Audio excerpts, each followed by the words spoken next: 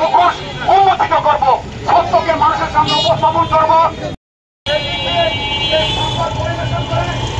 কাউকে তুচ্ছ তাচ্ছিল্য করবো না। এই প্রিয় বন্ধনের অভিযোগ দিয়েছে, সেই অভিযোগ সংবাদ প্রকাশ করলে যারা দুর্নীতিবাজ তাদের তো গায়ে জ্বালা ধরে যায়। দুর্নীতিবাজরা আমাদের উপর হামলা করবে এটা বলাই যায়, কিন্তু আমরা সংবাদকর্মীরা যদি ঐক্যবদ্ধ হয়ে কাজ করার সেই বিষয়টা নিয়ে আজকে আমরা দাঁড়িয়েছি। একজন ভুয়া মুক্তিযোদ্ধার বিরুদ্ধে সংবাদ প্রকাশ করেছি, আমাদের একজন প্রতিনিধির উপর হামলা হয়েছে।